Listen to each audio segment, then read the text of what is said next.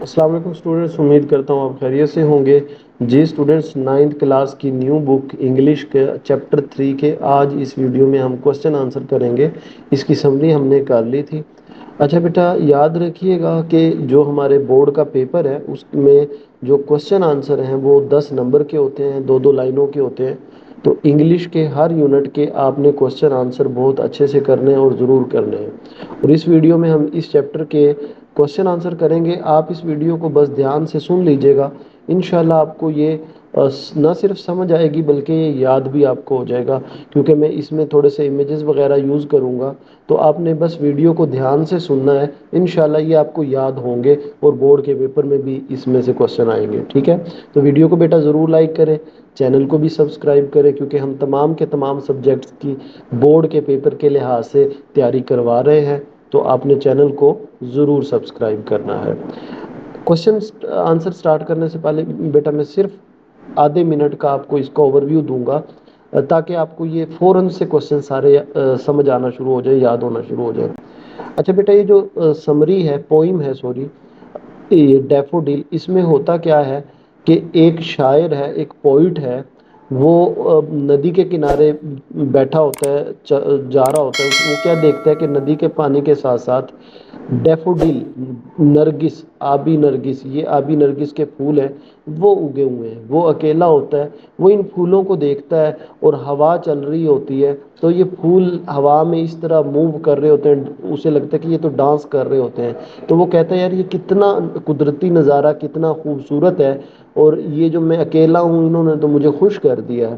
تو اسی چیز کو دیکھ کے، ان ڈیفوڈل کے گولڈن پھولوں کو دیکھ کے وہ ایک پوئم لکھتا ہے، ٹھیک ہے؟ یہ ڈیفوڈل۔ تو اب ہم کوسچن آنسر کی طرف جاتے ہیں۔ جی اسٹوڈنٹس، ہمارے پاس کوسچن نمبر 1 ہے، what is the central theme of the poem daffodil? Daffodil کا سینٹرل تھیم کیا ہے؟ جیسا کہ میں نے آپ کو امیج اور ویڈیو میں دکھایا تھا، سینٹرل تھیم یہ ہوتا ہے کہ وہ قدرت کی خوبصورتی کو اس نظم کے اندر بتایا گیا ہے، اور یہ بھی بتایا گیا ہے کہ یہ قدرت کی جو خوبصورتی ہے، ندی ہے، پھول ہیں اور وہ لہرا رہے ہیں، تو وہ شاعر کو کس طرح اس کا موڈ اچھا کر دیتے ہیں، اس کو انسپائر کر دیتے ہیں۔ تو یہ اس کا سینٹرل تھیم ہے۔ اب اس کے آنسر کی طرف چلتے ہیں۔ The theme is the beauty of nature, ایک قدرت کی خوبصورتی، and how it makes the poet happy and inspire. یعنی کوشچن ہمارے پاس کیا تھا، what is the central theme of the poem daffodil? Daffodil کا سینٹرل تھیم کیا ہے؟ تو ہم نے اس میں کہا کہ اس کے دو تھیم میں دو چیزیں آپ نے بتانی ہیں، بیوٹی آف نیچر، ایک نیچر کی خوبصورتی ہے، اور دوسرا اس نظم میں کیا بتایا گیا کہ کس طرح اس نیچر کی خوبصورتی کو دیکھ کر شاعر جو ہے وہ ہیپی اور انسپائر ہو جاتا ہے، ٹھیک ہے؟ اس کے بعد بیٹا نیکسٹ ہمارے پاس کوسچن ہے، describe the setting where the poet saw the ڈیفوڈل۔ ہمیں وہ جگہ بتائیں، وہ سیٹنگ بتائیں جہاں شاعر ڈیفوڈل کے پھولوں کو دیکھتا ہے۔ How does this setting contribute to the overall mood of the poem? اور یہ جو سیٹنگ ہے، یہ اوور آل چیز ہے، یہ بھی بتائیں یہ پوئم کے پوئٹ کے موڈ کو کس طرح خوش کر دیتی ہے، ٹھیک ہے؟ یہ لفظ موڈ کیسے اس کو خوش ہو جاتا ہے۔ تو دا poet saw the ڈیفوڈل near a leak, ایک ندی کے کنارے دیکھتا ہے پوئٹ، ڈیفوڈل کے پھولوں کو کہاں دیکھتا ہے؟ ایک ندی کے کنارے دیکھتا ہے، ایک بات ہو گئی۔ انڈر دا ٹریز، درختوں کے نیچے۔ موونگ ان دا بریز، اور وہ جو پھول ہیں وہ ہوا میں لہرا رہے ہوتے ہیں۔ ان ندی کے کنارے، درخت کے نیچے ندی کے کنارے دیکھتا ہے کہ وہ ڈیفوڈل کے پھول ہوا میں لہرا رہے ہوتے ہیں، موو کر رہے ہوتے ہیں، حرکت کر رہے ہوتے ہیں۔ This peaceful and beautiful place make the poet feel happy and calm. اس خوبصورت نظارے نے شاعر کو خوش کر دیا، پرسکون کر دیا، ٹھیک ہے جی؟ میرے خیال میں سمجھ آ گئی ہوگی۔ کوشچن کیا تھا کہ یہ سیٹنگ بتائیں، تو ہم نے سیٹنگ میں اس کی 3 چیزیں بتائیں، نیئر اے لیک، ندی کے کنارے، درختوں کے نیچے، وہ پھول ہوا میں موو کر رہے ہوتے ہیں، لہرا رہے ہوتے ہیں۔ پھر اس کے موڈ پہ کیا فرق پڑا؟ This peaceful beautiful place make the poet, اس نے پوئٹ کو بنا دیا کیا؟ ہیپی اور پرسکون، کام، ٹھیک ہے جی؟ اس کے بعد بیٹا نیکسٹ کوسچن ہمارے پاس ہے، how does poet describe the daffodil? وہ ان پھولوں کو کس طرح ڈسکرائب کرتا ہے؟ What imagery does he use to bring them to life? اور وہ کس طرح ان کو زندگی مطلب ایک زندہ چیز کے طور پہ کس طرح پیش کرتا ہے. دا poet describe the daffodil as golden flowers. وہ پھولوں کو کس طرح ڈسکرائب کر رہا ہے ایک زندہ چیزوں کے طور پہ کہ وہ گولڈن جو آبی نرگس کے گولڈن پھول ہیں اور وہ موو کر رہے ہیں ڈانس کر رہے ہیں. اصل میں موو اور ڈانس تو زندہ چیزیں کرتی ہیں لیکن وہ پھولوں کو جب وہ لہرا رہے ہوتے ہیں تو وہ اس کو تشبیہ دیتا ہے کہ جیسے موو کر رہے ہیں ڈانس کر رہے ہیں. ٹھیک ہے. ہی compares them to stars in the sky. وہ ان کو اس طرح بتا وہ کہتا ہے میں نے اتنے زیادہ پھول دیکھے جیسے مجھے لگا جیسے بہت بڑے آسمان میں بہت زیادہ پھول ہوں. Making them feel alive and magical. اور ان کو زندہ اور بڑے جادوئی چیز مزیدار چیز وہ بتاتا ہے. ٹھیک ہے.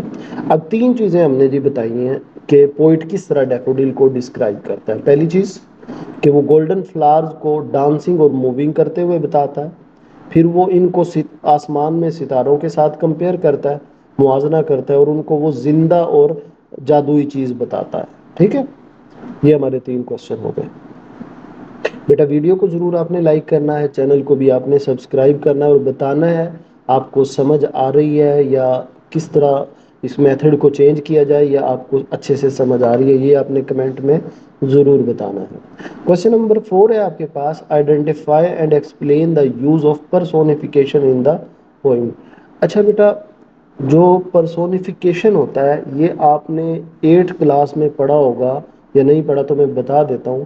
جب ہم کسی بے جان چیز کو, شاعر حضرات کیا کرتے ہیں جب کسی بے جان چیز کو ایک جاندار کے طور پہ پیش کرتے ہیں تو یہ ٹرم یہ بات پرسونیفیکیشن کہلاتی ہے.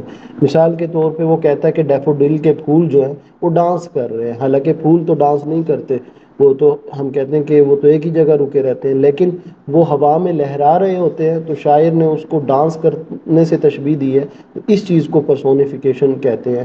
تو یہ اس کوشچن میں ہم سے پوچھ رہا ہے کہ آئیڈینٹیفائی کریں اور ایکسپلین کریں کہ اس پوئم میں شاعر نے کون سی پرسونیفیکیشن یوز کی ہے, یعنی کس کو کس سے تشبیہ دی ہے. تو poet gives the daffodil human qualities, یہ پرسونیفیکیشن دی ہے کیا کہ وہ ڈانس کر رہے ہیں اور وہ ہیپی ہیں. to show how lively cheerful they look, کہ وہ کتنے خوبصورت اور مزیدار لگ رہے ہیں, کتنے پیارے لگ رہے ہیں, کہ وہ خوش ہیں اور ہوا میں ڈانس کر رہے ہیں تو کتنے پیارے لگ رہے ہیں. اب یہ کوالٹی کس کی ہے, ہیومن کی ہوتی ہے, انسان کی ہوتی ہے. تو کیونکہ وہ پھولوں کو انسان کی کوالٹی بتا رہا ہے تو یہ پرسونیفیکیشن ہم نے آئیڈینٹیفائی کر دیا. ٹھیک ہے. میں اس کو سمرائز کروں. کوشچن تھا کہ اس پوئم میں پرسونیفیکیشن کون سی یوز ہوئی ہے, یعنی کس کو کس سے تشبیہ دی گئی ہے. تو انہوں نے کہا کہ ڈیفوڈل کے پھولوں کو ہیومن کی کوالٹی بتایا گیا ہے, جیسے وہ پھول جو ہیں وہ ڈانس کر رہے ہیں اور خوش ہیں اور وہ کتنے پیارے اور مزیدار لگ رہے ہیں. تو یہ پرسونیفیکیشن. اس کے بعد بیٹا کوشچن نمبر 5 ہے ہمارے پاس, what is the effect of Rim's scheme on the poem rhythm and flows. the rhyme scheme make, یہ ABCC یعنی یہ جو ریم ہوتے ہیں یعنی پوئٹ کے twinkle twinkle little star how I wonder what you are, یعنی کہ ردم جو بنتا ہے ہم جس کو ردم بولتے ہیں. The rhyme scheme make the poem smooth and pleasant to read. جب ہم نظم کو پڑھتے ہیں تو بڑی اسموتھ لگتی ہے اور بڑی خوشگوار لگتی ہے جب ہم اسے پڑھتے ہیں. Matching its joyful and reflective mood. نظم کے پڑھنے سے ہمیں ریفلیکٹ ہوتا ہے, ہمیں پتہ چلتا ہے کہ شاعر کا جو موڈ ہے وہ بڑا جوائفل ہے, وہ بڑے مزے میں ہے ان پھولوں کو دیکھ کے. ٹھیک ہے. اس کے بعد بیٹا نیکسٹ کوشچن نمبر 6 ہے, why do you think the poet describe the daffodil as a jack and company, what impact they have on him. اب کوشچن یہ ہے نظم کے اندر پوئٹ ان پھولوں کو کہتا ہے Jack and company. Jack and company کا لفظ کا مطلب ہے مزیدار دوست, مزیدار ساتھی, بڑے اچھے ساتھی. تو وہ پھولوں کو بڑے اچھے ساتھی کیوں کہہ رہا ہوتا ہے اس طرح یہاں پہ.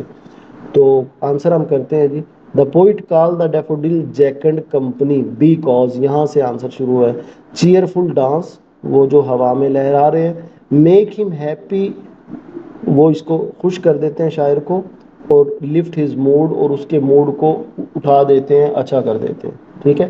اب اس کو میں سمرائز کرتا ہوں. کوشچن یہ تھا کہ وہ ڈیفوڈل کو، آبی نرگس کے پھولوں کو بڑے مزے کا ساتھی، اچھا ساتھی کیوں کہہ رہا ہے؟ تو اس لیے کہہ رہا ہے کہ وہ ہوا میں بڑے پیارے لگ رہے ہیں جب وہ موو کر رہے ہیں، اور اس چیز نے کیونکہ اس کو ہیپی کر دیا، اس کے موڈ کو اچھا کر دیا، اس لیے ان کو وہ شاعر نے اس کو کیا کہا ہے؟ جیک اینڈ کمپنی کہا ہے. اس کے بعد بیٹا سیکنڈ لاسٹ کوسچن ہمارے پاس ہے، the poet mention the bliss of solitude, what do you think the mean by this and how do the daffodil contribute to this feeling? The bliss of solitude mean feeling happy and peaceful when alone. اچھا بیٹا، bills of سولیچیوڈ کا کیا مطلب ہوتا ہے؟ بعض time آپ کے mood ہوتا ہے نا کہ آپ اکیلے بیٹھے ہوتے ہیں اور بڑا خوش ہوتے ہیں، تو اس چیز کو ہم بلس آف سولیچیوڈ کہتے ہیں. ٹھیک ہے، کہ feeling happy and peaceful when alone، جب آپ اکیلے ہوں اور آپ خوش اور پرسکون محسوس کریں تو اس کو کیا کہتے ہیں؟ Bliss of solitude. The memory of the daffodil bring him joy in quite moment, کہ ان آبی نرگس کے پھولوں نے اس کی میموری کو کیا بنا دیا؟ خوش کن بنا دیا. تو اس لیے اس کو وہ کیا کہہ رہا ہے؟ Bills of سولیچیوڈ. بیٹا یہ آخری کوشچن ہے ہمارے پاس. Imagine you are the poet revisiting the same place after many years, write a short paragraph describing your feeling and the scene as it might appear now. کہ شاعر سوری کوشچن میں ہم سے یہ پوچھا گیا ہے کہ آپ امیجن کریں کہ آپ وہاں جاتے ہیں اور دیکھتے ہیں، یعنی شاعر کی جگہ آپ ہوتے ہیں، ان پھولوں کو دیکھتے ہیں، تو آپ کی کیا فیلنگ ہوگی وہ بتائیں. آفٹر مینی ایئرس، بہت سالوں بعد، I feel happy and nostalgic seeing the lake and trees again. جب میں ان پھولوں کو دیکھوں گا تو بڑا خوش، مجھے مسرت ہوگی، خوشی ہوگی. دا ڈیفوڈل آر فیور ناؤ، لیکن میں دیکھتا ہوں کہ اب وہ جو ڈیفوڈل کے پھول ہیں وہ تھوڑے کم ہو گئے ہیں. But their beauty and gentle dance still remind me of nature's timeless charm. وہ پھول اگرچہ کم ہو گئے ہیں لیکن وہ ابھی بھی بہت زیادہ مزیدار اور خوبصورت لگ رہے ہیں، اٹریکٹیو لگ رہے ہیں. یعنی یہ میں نے اپنا بتا دیا ہے. اس کے بعد یہ ٹیکسچوئل کوشچن ہے. بیٹا یہ کوشچن آپ کے نہیں آتے، یہ ویسے نوٹس میں دیے ہوئے ہیں، لیکن جو آپ کے نظم کے کوشچن ہیں آپ صرف ایکسرسائز کے کریں، باکس کے کوشچن نہ کریں. لیکن جو دوسرے سب چیپٹرز ہیں جیسے پہلا، دوسرا، چوتھا، پانچواں، ان کے اپنے باکس والے کوشچن بھی کرنے ہیں، وہ بورڈ میں آتے ہیں. باقی انشاءاللہ اس کے ایم سی کیوز اور یہ میں آپ کو جو ہے نیکسٹ لیکچر میں آپ کو اس کو کروا دوں گا.